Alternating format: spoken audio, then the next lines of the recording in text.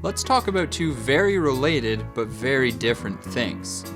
The stock market.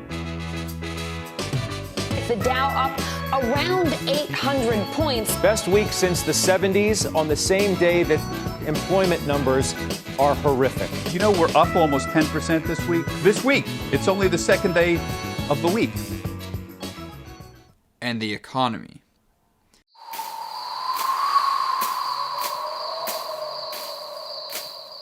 Does this make any sense to you? If you've been following the stock market lately, then you may have noticed that the Dow posted its best 2-week run in the past 82 years. That's right, since 1932. So currently, the Dow has increased about 28% off its lows in March, and the S&P 500 has increased by a similar amount as well. This means that the market has already recovered about halfway from its lowest point in such a short span of time. But in that same span of time, we have unemployment charts that look like rocket ships blasting off to the moon, and the International Monetary Fund is calling this the worst economic slowdown since the Great Depression. So how can the stock market be rising so rapidly at the same time? I mean, this just seems crazy, and it's gotten to the point where lots of people are questioning how the market can behave so irrationally. You want to talk irrational? How about the weather doing this in the middle of April?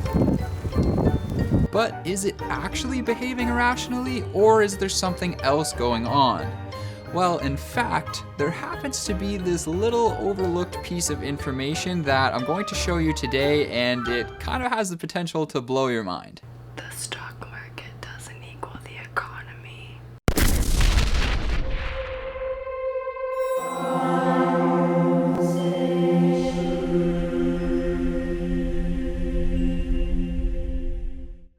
This concept is so important for you to understand to be successful as an investor. After watching today's video, my intention is that you're going to come away with a much better understanding of the relationship between the stock market and the economy, so that you're not left with kind of scratching your head when situations like this arise. So here's what you need to know. The stock market is a forward-looking pricing machine. So what the heck does that actually mean? Well, basically, it means that the stock market is pricing the stock of companies based on future expectations. For example, let's think about Tesla stock. Tesla stock is something a lot of people in particular point to say that the share price is irrational because it's so high based on what the company is today. And that's true. It would be a very high price to pay for a share of Tesla if you're only taking into account the company's financial information today. But that's not what people are investing in. They're investing in the future of Tesla. They're betting on the expectation that Tesla will grow into a highly profitable and dominant business. And they're willing to pay a high price for that bet. That's why Tesla's share price is high relative to what the company actually is today. The stock market as a whole works very much the same way when it's collecting information about the economy. We all know that the economy is bad right now, and the stock market has already digested this information. What it's actually doing is it's looking forward into the future. It's collecting all the available data points about the future and then spitting out a number essentially based on the expectations for the future. And that's because the stock market as a whole is essentially just the amalgamation of all the investors participating in the stock market. So as every single investor out there consumes new information, it kind of acts as a data point, and then they interact with the stock market in a way that corresponds with their expectations of the information that they just received. The stock market doesn't change in value based on present events. It changes in value based on changes to future expectations. Take unemployment, for example. So when businesses started shutting down because the government basically told them they had to, the stock market already started taking into account massive unemployment. So when unemployment numbers actually were released, the stock market already took this into account. It was old news to the stock market. Just like the chocolate in these oatmeal cookies, the unemployment numbers were already baked in. Pretty good. So that's a phrase you'll come across from time to time when you start investing. When something's referred to as baked in, It just means that the information has already been taken into account. Here's a simple way to understand it. Let's say that I wanted to go for a drive down Bay Street in downtown Toronto. On a normal day, the street would be packed with cars and traffic would be brutal. But because no one's going to work right now, I have the expectation that the streets should be relatively clear. Okay, so I've arrived at Bay Street, and like I was expecting, it's pretty dead. I mean, on any other day, this would be absolutely packed at this time. It's basically 6 o'clock right now, so I mean, it's just crazy that it's this quiet. So it was exactly in line with my expectations. But what if I had come here and the street happened to actually be packed and there was a huge traffic jam?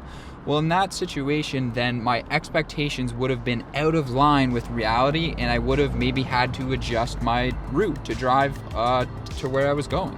This is very similar to how the stock market behaves. Again, when we're talking about unemployment, the stock market was already pricing in a very large increase in unemployment. So when the numbers actually came out, judging by the reaction of the stock market, those unemployment numbers were in line or maybe even better than expectations, because now the stock market has proceeded to increase by a bit. And that's why the stock market didn't go down after those unemployment numbers were released, even though they were really bad. But let's say that the unemployment numbers actually ended up being double or triple what the stock market was expecting. In this case, then we would probably see the stock market adjust to take into account this new information that's different than the expectation that it had, and this would likely cause downward pressure on the stock market. That's because if new data is completely outside the expectations of investors, the stock market will adjust to take in the new information. So if the stock market was pricing in unemployment of about 10%, and then the numbers were released and they actually showed 30% unemployment, there would most likely be downwards pressure on the market. So you see, just because the stock market is going up right now, even though the economy is really bad, doesn't mean that it's irrational. The only thing that's going to change the trajectory of the stock market is new or unexpected information.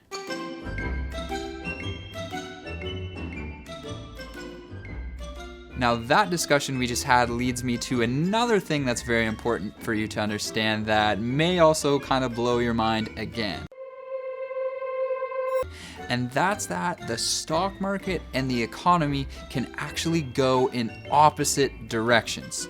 Let's look at the Great Recession. When we were experiencing the Great Recession of 2008-2009, the stock market hit the bottom in February of 2009. From there, it proceeded to go up. But here's the interesting part. Unemployment rates continued to get worse all the way until October of 2009. So the stock market started rising 7 months before the unemployment in the economy started improving. So this ties into the last point about the stock market being forward-looking. By the time the economy had started turning around in the Great Recession, the stock market was already well on its way up. And now let me ask you a question. If you had to guess, do you think that a country with high GDP growth would also be a country with high stock market growth? Intuitively, you would think that a high GDP growth would correlate with a high stock market growth, right?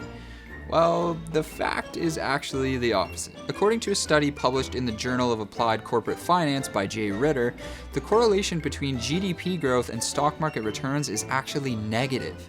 This means that just because the economy is growing rapidly according to the GDP of a country, the stock market has historically not necessarily grown alongside of it. It sounds crazy, trust me, I know. It sounds completely counterintuitive, but it's true.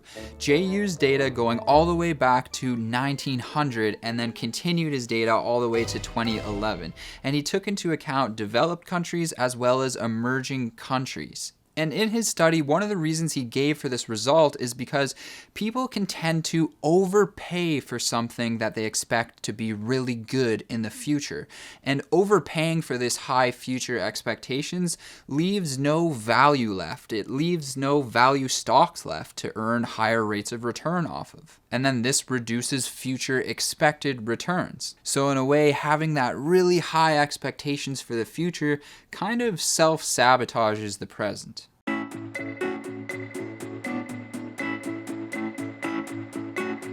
What I mean by that is in a normal economic downturn, usually what happens is there's reduced spending. So there's less money going around, which means businesses are making less revenue. So then they can't hire as many people, they can't pay their employees, which then leads to job loss. And then it's kind of like this vicious cycle where lower spending leads to job losses and so on and so forth. This is a demand problem because businesses can't hire people. The demand for hiring is low and there's less jobs. But in our current crisis, it's a supply problem. The demand for jobs is still there for the most part. The problem is businesses can't have people working those jobs because they're being forced to close for the time being. This didn't happen because businesses couldn't hire people due to lack of revenue. It happened because a virus caused governments to shut the economy down.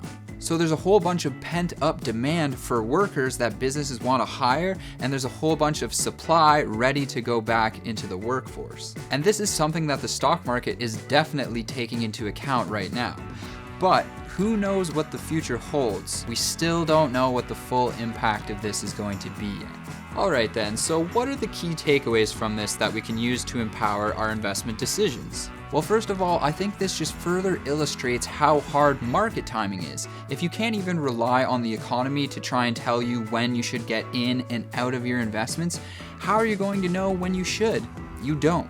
So the best way to proceed here is to just stick to the plan, stick to your contributions. This has been shown empirically to be the best way to move through economic downturns. If you want to see some data on that, check out my Tale of Three Traders video, where I did a really deep dive into the numbers and show you that even if you had the best market timing in the world, you still wouldn't beat a simple, lazy buy and hold investor. The second takeaway is to make sure that you have the appropriate asset allocation. Because market timing is near impossible and the stock market can be very volatile, it's really important to make sure that you're invested in the right mix of assets that not only provides you a solid return when times are good, but that also has the level of risk that you're willing to take on when times are bad. If you're not familiar with asset allocation, I've done a video on it where I fully break down what it is and how you can use it to build a solid investment portfolio. So those are all the lessons that I bestow upon you today. Now, hopefully you can move on from this and not be left scratching your head when the economy and the stock market seem to be doing completely different things and that you don't think that the stock market is rigged.